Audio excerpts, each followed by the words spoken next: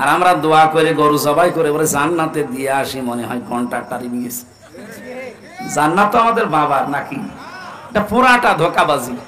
খালি আপনাদের ওই গরু ছাগল করে নষ্ট হয়, তারা কিচ্ছু হয়। এর দিকে তাকিয়ে বলেন, ভাতিজা আমি তোমাকে ভালোবাসি, কিন্তু তোমার এই কালেমাটা আমি পড়তে পারলাম না, তুমি আমারে মাফ করে দিও। দিনাজপুরবাসী মাফ করার একচ্ছত্র মালিকানা কার? নবীজির আছে। নবীজি কাউকে মাফ করতে পারে? নবীজির মন খারাপ হয়ে গেল, সঙ্গে সঙ্গে জিবরাইল এসে সূরা কাসাসের 56 নম্বর আয়াতটা নাযিল করলেন, ইন্নাকা লা তাহদি মান আহবাবতা ওয়ালাকিন্নাল্লাহা ইয়াহদি মাইয়াশা ওয়া হুয়া আ'লামু বিল মুহতাদিন। আল্লাহ পাক বলেন, হে নবী আপনি মন খারাপ করেন, এটা আপনার চাচা আমি জানি। এ সারা জীবন আপনাকে কোলে নিয়ে কাকে নিয়ে চুমা দিয়ে লালন পালন করেছে, আমি দেখেছি। হেদায়েত আপনার হাতে ছেড়ে দেয়, নিজে যাকে ভালো লাগে তাকে দিয়ে দেবেন। এটা আমি আল্লাহ আমার নিজের হাতে রেখেছি। আমি যাকে ভালোবাসি, আমি যাকে মনে করি ইচ্ছা করি তার হেদায়েত দেয়। আর আমি আপনার চাইতে ভালো জানি যে হেদায়েত পাবে কে।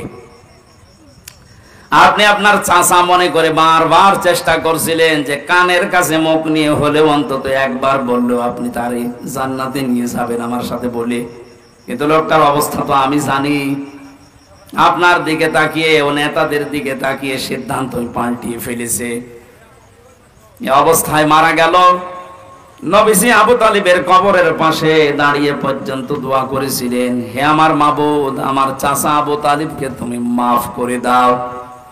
সঙ্গে সঙ্গে ফেরেশতা জিবরাইল এসে বলে, হে নবী হাত নামান। কার জন্য হাত তুলেছেন?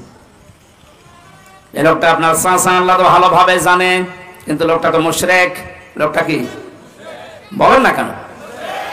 মা কানা লিন নাবিয়্যি ওয়াল্লাযীনা আমানু আন ইস্তাগফিরু লিল মুশরিকিনা ওয়ালাউ কানু উলি কুরবা ইলা আখিরি আয়াত।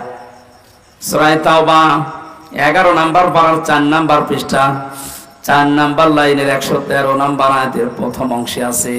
তাফসীর ইবনে কাসির থেকে বলছি। আল্লাহ পাক বলেন, হে নবী, কোন নবীর জন্য, কোন ইমানদারের জন্য এটা জায়েজ না, শোভনীয় না, উচিত না, বৈধও না যে কোন মুশরিকের জন্য আমি আল্লাহর কাছে ক্ষমা চাবে, যদিও ওইটা নিজের নিকটাত্মীয় হয়। এটা আপনার চাচা, আমি তো জানি আপনার আপন চাচা, কিন্তু লোকটা মুশরিক। আপনার জন্য শুধু না, কিয়ামত পর্যন্ত এই আয়াতটা কোরআনে থাকবে। ইমানদার যারা, তারাও যেন মুশরিকের জন্য দোয়া না করে, ক্ষমা না চায়। এই আয়াত আমি বানালাম। হ্যাঁ, আপনি একটু চিন্তা করেন তো, যে নবী হাত তুললে আল্লাহ ফেরত দিয়েছে, আমি কোনোদিন পাইনি। ওনার হাতও তোলা লাগে নাই, মনের ভেতরে কামনা বাসনা আসলে কবুল হয়ে যেত। আমরা জানি যে কাবা শরীফ বাদ দিয়ে নবীজি 16 থেকে 17 মাস পর্যন্ত বাইতুল মুকাদ্দাসের দিকে নামাজ আদায় করেছিলেন। হঠাৎ আসরের নামাজের সময় 2 রাকাত হয়ে গেছে, মনের ভেতরে একটা কামনা এসেছে, আল্লাহ আমি যদি কাবার দিকে ঘুরে নামাজ পড়তে পারতাম, আমি শান্তি আরো বেশি পেতাম। সঙ্গে সঙ্গে কোরআনের আয়াত আল্লাহ নাজিল করেছেন নামাজের ভেতরেই, কদ নারা তাকাল্লুবা ওয়াজহিকা ফিস সামা। হে নবী আপনি বারবার আকাশের দিকে তাকান কেন? আমি বুঝি 2 রাকাত নামাজ হয়ে গেছে, আপনার মনের আকাঙ্ক্ষা অনুযায়ী বাকি 2 রাকাত নামাজ আপনি কাবার দিকে নামাজের ভেতরে ঘুরে পড়েন। কাবা শরীফ হয়তো আমরা মনে করছি এইদিকে, ওই সময় বাইতুল মুকাদ্দাস ছিল এইদিকে, উনি নামাজের ভেতরে ঘুরে গেছে।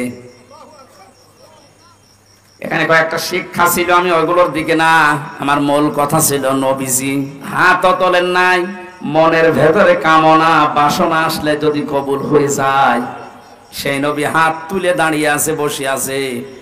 নিজের আপন চাচার জন্য আল্লাহ হাত ফেরত দিচ্ছে। দিনাজপুরবাসী বিশ্বনবী মুহাম্মদ রাসূলুল্লাহর মতো এরকম নামি দামি মানুষের চাচা মারা গেলে যদি আল্লাহ হাত ফেরত দেয়, চাচা মুশরিক।